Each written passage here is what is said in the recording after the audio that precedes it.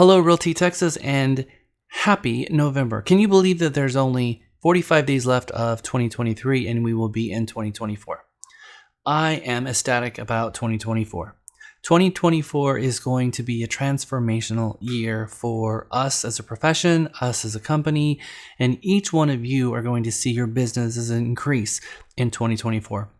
We have Mega coming in January. I'm super excited about that because that is going to kickstart our 2024. And as I show you the stats and show you what's going on in the real estate market, I hope that I get you so excited that you begin to have a massive amount of excitement and optimism about what's coming in 2024 and actually what's happening right now in real estate. So let me show you and get you excited based on the numbers. If you are in the Austin market, and you are running a report on what's happening in Travis County, you look at this statistic and you see the median sales price decreasing by 1.2% and the closed sales going down 7% year over year. Now, the prices going down is not a bad thing, but the number of transactions going down, now that's not a good thing because that means less opportunity. But the question is, are the closed sales actually going down? If you look at this slide and you listen to HAR or you listen to Actress, which are the inner city MLSs, they're going to be talking to you about the number of transactions falling as well as the median price falling. But it's actually not true. What we're seeing is a buyer trend moving from the cities into the suburbs where they can actually afford a home. Let's look at the next slide. This is the same October 2023, but we're seeing a 4.1% increase in closed sales. Therein is the good news. 2023 had a 4.1% increase in sales in October. 2,337 homes were sold. That's 2,337 homes that were sold in October.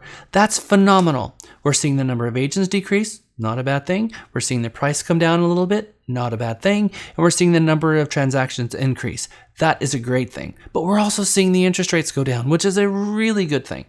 Let's look at what just came out. Forbes has a article that they just published from November 18th, 2023. It came out of the last Fed meeting, and they're saying, what is going to happen in 2024? And they said, well, based on all things that we're looking at now, we're going to see a full 1% decrease by the end of 2024. We're looking at right now, if we look at the actual Fed rate, last month, October, we saw the interest rates at 8%. We have not seen an 8% interest rate since about 1998. This means that it's an all-time high for us, at least in recent history. But it's gone down. In fact, it's gone down to 7 3/4, down to 7.5, down to about 6 3/4. And so when we're looking at the rates right now, well, 7.38 and down and all over the place. And so I am excited that we are seeing under 7%. With 2024 going to have another decrease of 1%. That means that the rates are going to be somewhere between 6.75 and 6.25. That is a normal, healthy, sustainable rate, and we can survive in that market. So prices are going down is a good thing. Number of transactions are increasing and the interest rates are going down, and we're going to see them go down in 2024. Another good thing. Now, let's have a conversation about this prices going down and what that really means. So let's look at some perspective here. If you look at this chart, and I know a lot of you have seen this chart before, but this is updated all the way through to today, which we are now halfway through November. If you look at 2013 all the way to 2020, we were maintaining a $25,000 a year increase in our equity year over year. If you go back to 2013, it was $250. Then 2015 was $300, and then 17 it was $350, and then in 19 it was $350. In 2020 it was right at $400. $400, $350, $300, 250. From 2020 to 2022, it went up 4 times. Instead of 25,000 a year or 50,000 every 2 years, it went up 200,000 in 2 years. Never has it happened before. So then in 1 year, we saw just as much as it increased from 2021 to 2022, it decreased from 2022 to 2023, and people said the sky is falling. How can the sky be falling when even where we are now, if you just slice off the kind of stimulus that happened from COVID and the supply chain issues, we're $150,000 higher than we were in 2020. Now, if we were to just take this normal increase, we would have been at 400, and then in 2022, we would have been at 450. And then in 2023, we would have been at exactly where we are right now. And so what I have been talking about over the last 2 years is that this bell curve is going to come down and it's going to match with this line, and it's going to pick up right where it went, right where it was before. Let me prove this. If I look at the same data, but from 2020 to 2023, we see the 400, hit 600, and then down to about 535 rather. So this is all the way through the end of October 31st, which is the last reporting period for the MLS. Now let's take, instead of doing the year over year, which kind of saws off the highs of the highs and the lows of the lows, and let's look at the month over month, and let's take the actual high of the high, which was $670,000. So the high wasn't 600, the high was 670,000, somewhere between May and July of 2022. So we started a little under 400 back in January of 2020, but this is the important part. Look what happened in January 2020. We saw an increase in January that was like a catapult. Then in January 2021, we saw an increase that was like a catapult. And then in January 2022, we saw an increase that was like a catapult. And then in January 2023, we saw another increase. And since June, since really May, because this is the July, since May till now, May, June, July, August, September, October, November, these last 6 months, we have seen for the first time since pre-COVID market stabilization in prices. We have seen this flat line. This is the most important line that we could look at. This little line, out of all the stats and everything you could possibly look at in real estate right now, is the most important. We're seeing market stabilization. We're seeing increase in buyer demand.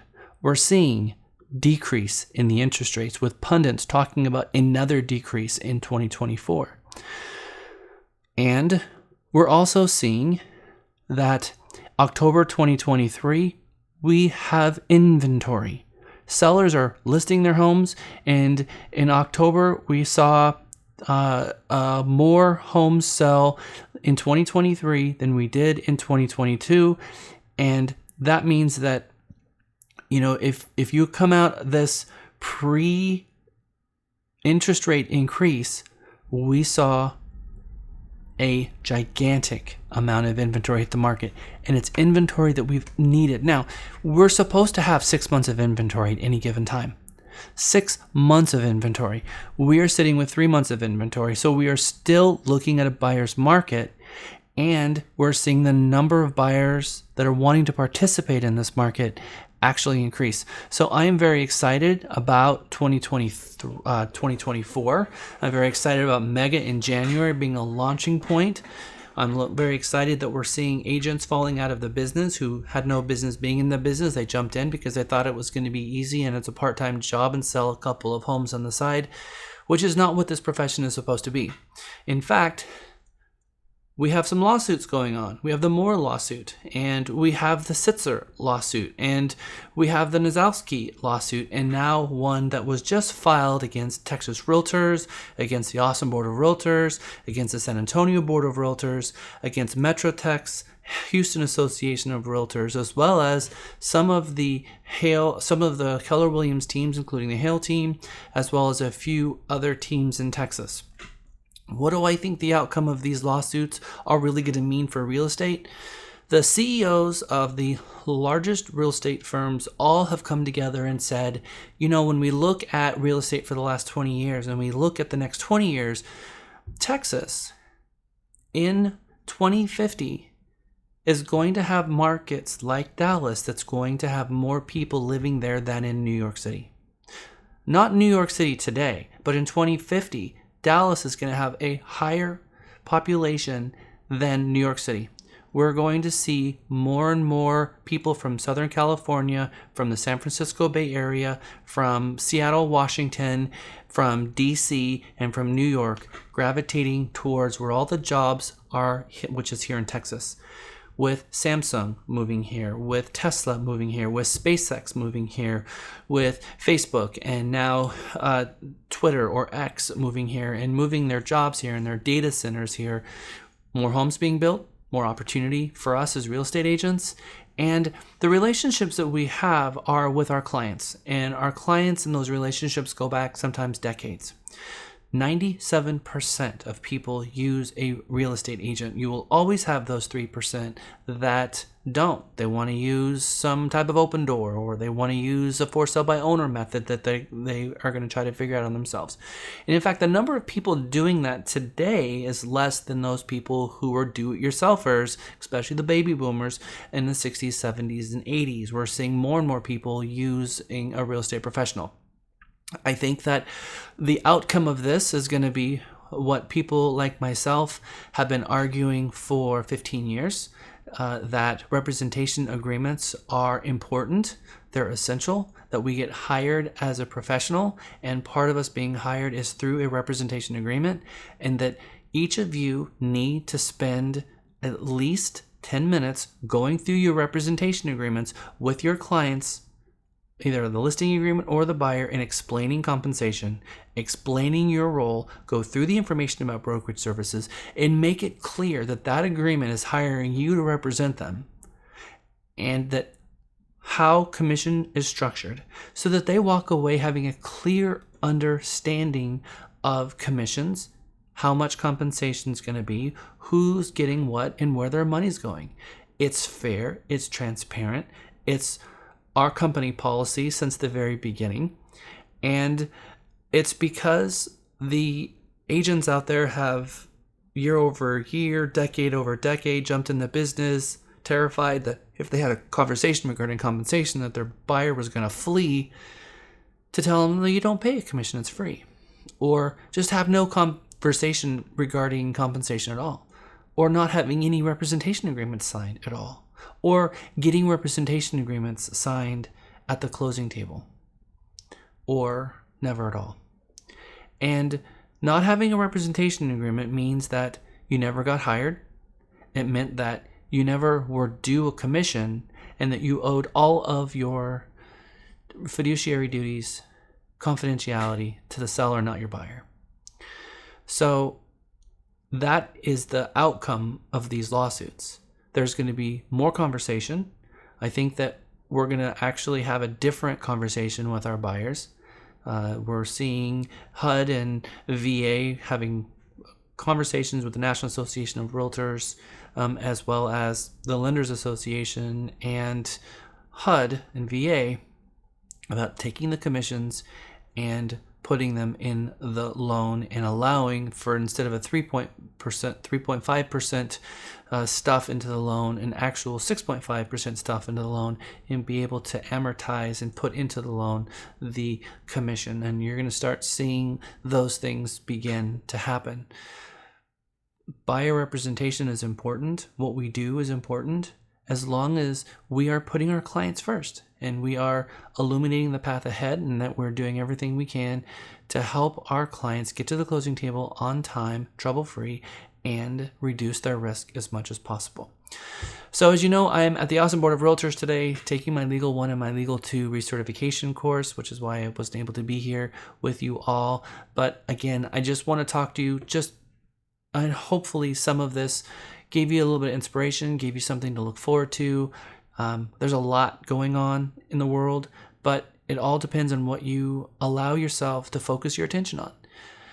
Going into 2024, we see nothing but positive in real estate. We've come through a lot. We've come through COVID and interest rates increase and multiple offer situations and buyer strain and a massive amount of pressure in real estate.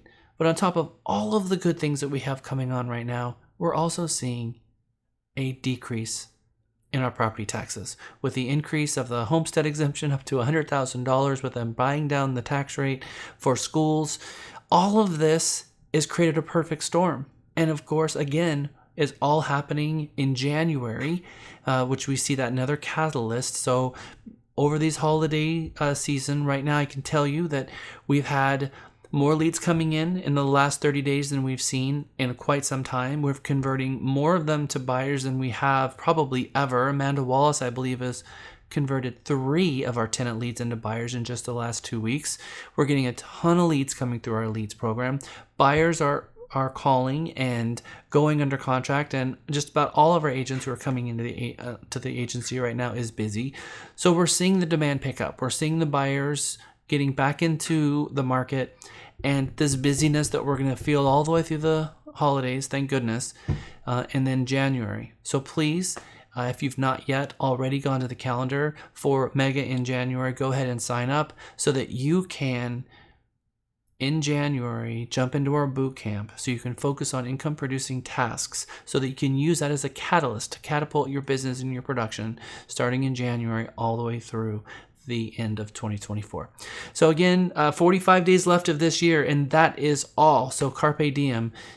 We've got a lot going on in our leads department, so please jump into Michael Potter and Zach Barton and Amy's class that we have on a weekly basis to make sure that you get into our leads program so that you can expose yourself to as much real estate opportunities you possibly can. And with that, I turn it back over to Lisa and the team. Again, happy November, and I will see you all very soon.